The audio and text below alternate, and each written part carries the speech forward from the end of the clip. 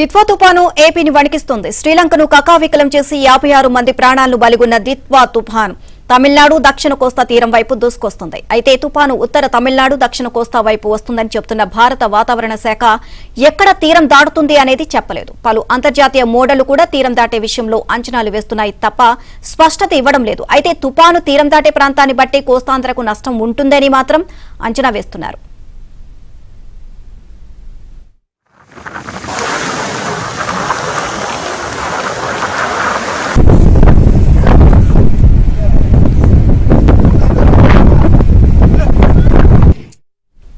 శ్రీలంక దానికి ఆనుకుని నైరుతి బంగాళాఖాతంలో ఉన్న దిత్వా తుపాను నిన్న గంటకు 5 నుంచి 10 కిలోమీటర్ల వేగంతో ఉత్తర వాయువ్యంగా పయనించింది. తుపాను ప్రభావంతో శ్రీలంకలో కుంభవృష్టిగా వర్షాలు కురుస్తున్నాయి. దిత్వా ఈ నెల 30వ తేదీ ఉదయానికి ఉత్తర తమిళనాడు దక్షిణ కోస్తాంధ్ర వైపు వస్తుంది అని భారత వాతావరణ శాఖ తెలిపింది. దీని ప్రభావం ఇవాల్టి నుంచి 3 రోజుల పాటు కోస్తాంధ్ర రాయలసీమలపై ఉండే అవకాశం ఉంది అని పేర్కొంది.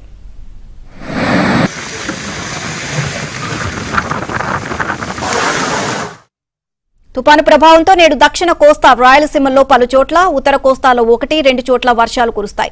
నెల్లూరు, తిరుపతి, చిత్తూరు జిల్లాలో అక్కడక్కడ భారీ నుంచి అతి భారీ, ప్రకాశం, కడప, అన్నమయ్య జిల్లాలో భారీ వర్షాలు కురుస్తాయి. తుపాను కోస్తా వైపు వచ్చే క్రమంలో ఇవాల్టి రాత్రి నుంచి వర్షాలు పెరగనున్నాయి. ఈ నెల 30న కోస్తా రాయలసీమల్లో విస్తారంగా, నెల్లూరు, తిరుపతి, చిత్తూరు, అన్నమయ్య జిల్లాలో కుంభవృష్టిగా, ప్రకాశం, కడప జిల్లాలో అక్కడక్కడ అతి భారీ, బాపట్ల, గుంటూరు, పల్నాడు, ఎన్టీఆర్, కృష్ణా, అనంతపురం, శ్రీ సత్యసాయి, నంద్యాల జిల్లాలో భారీ వర్షాలు కురవనున్నాయి.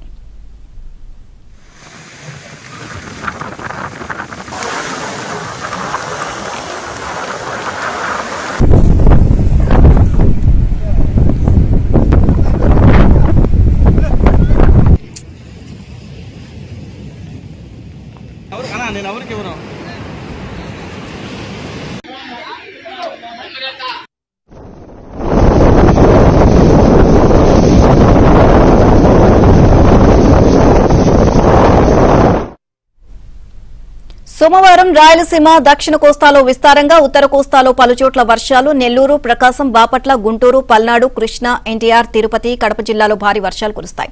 రాష్ట్రంలోని అన్ని ఓడరేవుల్లో 2వ నెంబర్ భద్రతా సూచిక ఎగురవేశారు. నేటి నుంచి కోస్తాలో తీరం వెంబడి గంటకు 50 నుంచి 60, అప్పుడప్పుడు 70 కిలోమీటర్ల వేగంతో గాలులు వీస్తాయి. అర్ధరాత్రి నుంచి గాలులు తీవ్రత మరింత పెరుగుతుంది అని వాతావరణ శాఖ తెలియజేసింది.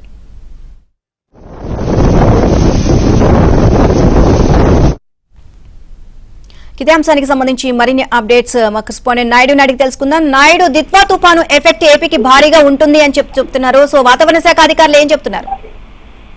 ప్రస్తుతం ఈ దిత్వా తుఫాన్ ఏదైతే ఉందో శ్రీలంక సమీపంలో ప్రస్తుతం కొనసాగుతుంది నైరుతి బంగాళాఖాతంలో. ఇది ఉత్తర వాయువ్య దిశగా కదులుతూ ఇటు ఏదైతే తమిళనాడు, ఆంధ్ర తీరం వైపు దూసుకొస్తుంది. ఈ దిత్వా తుఫాను సో క్రమంగా ప్రస్తుతం అది ఎక్కడ క్రాస్ అవుతుందనే విషయంలో అయితే ఇంకా సందిగ్ధత ప్రస్తుతం అయితే కొనసాగుతున్నటువంటి పరిస్థితి. దీని ప్రభావం వలన ప్రస్తుతం ఏదైతే తమిళనాడు ప్రాంతాల్లో దక్షిణ తమిళనాడులో కొన్ని చోట్ల భారీ నుంచి అతి భారీ వర్షాలు ప్రస్తుతం పడడానికి ఆస్కారం ఉంది. అలాగే ఆంధ్రప్రదేశ్ లో దక్షిణ కోస్తా జిల్లాల, అలాగే రాయలసీమ జిల్లాలో కూడా ఈ రోజు అక్కడక్కడ చెదురుమదురుగా వర్షాలు పడడానికి ఆస్కారం ఉందని చెప్పి వాతావరణికులు అయితే అంచనా వేస్తున్నటువంటి పరిస్థితి కనిపిస్తుంది. ఇది 30వ తేదీ నాటికి మనం చూసుకున్నట్టయితే ఆంధ్రప్రదేశ్ లో ఉన్నటువంటి దక్షిణ కోస్తా, అలాగే అటు ఉత్తర తమిళనాడు, పుదుచ్చేరి సమీపం వరకు కూడా వస్తుంది. అక్కడి నుంచి క్రాస్ అయ్యి దక్షిణ కోస్తా వద్ద క్రాస్ అవుతుందా, లేదా తీరాన్ని ఆనుకొని కొనసాగొచ్చి ఆంధ్రప్రదేశ్ లో క్రాస్ అవుతుందా అనే విషయం మీద ఈ రోజు పూర్తి స్థాయిలో క్లారిటీ వచ్చేటువంటి అవకాశం ఉంది. అయితే 30వ తారీఖు నుంచి మాత్రం ప్రధానంగా ఆంధ్రప్రదేశ్ లోని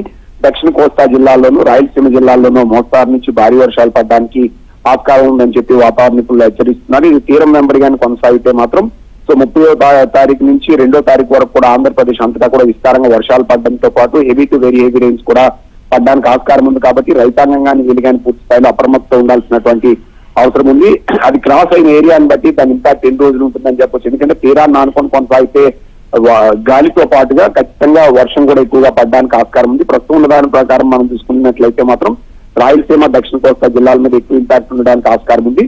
ఉత్తర కోస్తా జిల్లాలపైన మాత్రం కొద్ది ప్రభావం మాత్రమే చూపడానికి ఆస్కారం ఉంది. కానీ అది క్రాస్ అయ్యే ఏరియా, అది పయనించే దశ ఈ రోజు పూర్తి స్థాయిలో క్లారిటీ వస్తుంది. అది క్లారిటీ వచ్చిన తర్వాత ఆంధ్రప్రదేశ్ లో క్రాస్ అవుతుందా, అటు తమిళనాడులో క్రాస్ అవుతుందా అన్న దాన్ని బట్టి సో ఇంటెన్సిటీ కావచ్చు, రెయిన్ ఇంటెన్సిటీ కావచ్చు, అప్రమత్త కావచ్చు మరింత పెరిగేటువంటి అవకాశం ఉంది. ప్రస్తుతం అన్ని పోర్టులు కూడా 2వ నెంబర్ హెచ్చరిక అనేది ప్రస్తుతం కొనసాగుతున్నటువంటి పరిస్థితి. మత్స్యకారులు ఎవరు వేటకు వెళ్లకూడదని చెప్పి హెచ్చరికలు జారీ చేశారు. తీరం వెంబడి గంటకి 50 నుంచి 60 కొన్నిసార్లు ఇచ్చేసి 70 వరకు కూడా కిలోమీటర్ల వేగంతో గాలులు వీచేటువంటి అవకాశం ఉందని చెప్పి వాతావరణ నిపుణులు హెచ్చరిస్తున్నటువంటి పరిస్థితి నీలిమ.